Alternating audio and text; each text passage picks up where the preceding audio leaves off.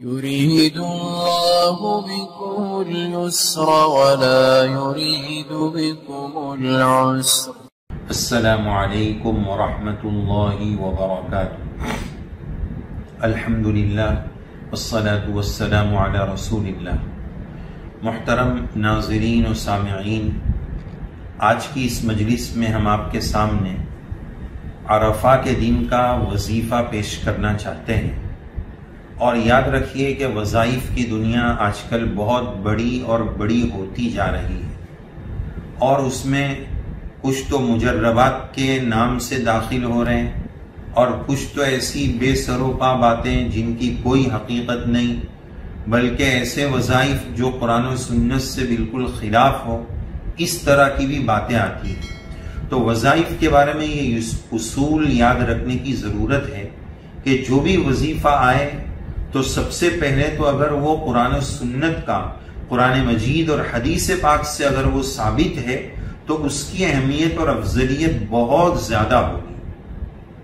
پھر اس کے بعد مجربات، اگر کسی معتبر بزرگ کا بتایا ہوا وظیفہ ہے تو پھر اس کے بعد اس کا درجہ ہے، لیکن اس کی بھی تحقیق ہو جانی چاہیے کہ یہ کس حد تک صحیح ہے.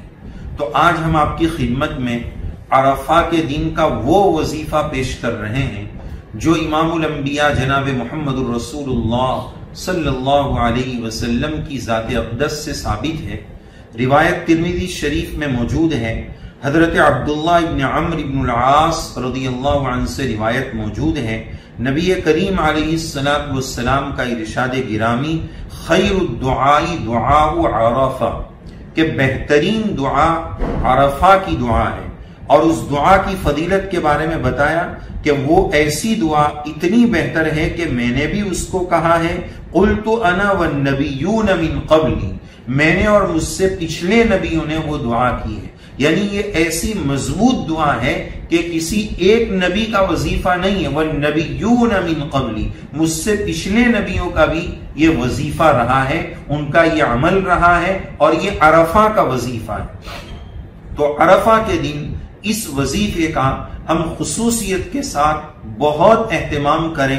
لا الہ الا اللہ وحدہ لا شریک لہ لہ الملک ولہ الحمد. بعض کلمات میں یحیی و یمیت بھی آتا ہے، وہو علی کل شیء قدیر. لا الہ الا اللہ وحدہ لا شریک لہ لہ الملک ولہ الحمد یحیی و یمیت وہو علی کل شیء قدیر، جس کو ہم چوتھے کلمے سے بھی تعبیر کرتے ہیں. تو اس کو عرفہ کے دن خوب پڑھیں اور اس نیت سے پڑھیں کہ اس میں اللہ کی بڑائی اور اللہ کی وحدانیت کا بیان ہے. مومن بندے کے لیے سب سے بڑا بول یہی ہے کہ وہ اللہ کے پر ایمان لانے کا بول بولے، اللہ کی بڑائی کا بول بولے. عرفہ کا دن اتنا بڑا دن اس رب نے دیا ہے تو اس بڑے دن میں اس بڑے رب کی بڑی تعریف کی جائے. اس لیے عرفہ کے دن خصوصیت کے ساتھ اس وظیفے کا اہتمام کیا جائے. دوسرے وظائف اگر آپ کو بتائے گئے ہیں اس کی تحقیق کر لیں.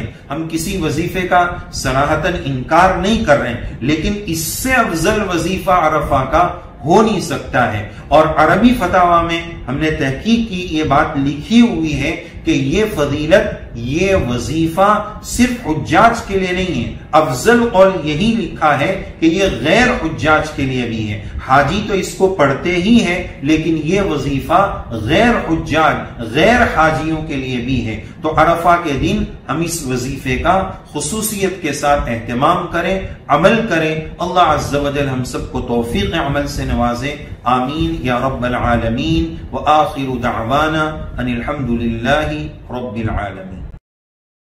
ویڈیو کے نیچے سبسکرائب کے بٹن پہ کلک کریں، بیل کے آئیکن پہ کلک کیجئے تاکہ ہر نئی ویڈیو کی نوٹیفیکیشن آپ کو مل جائے.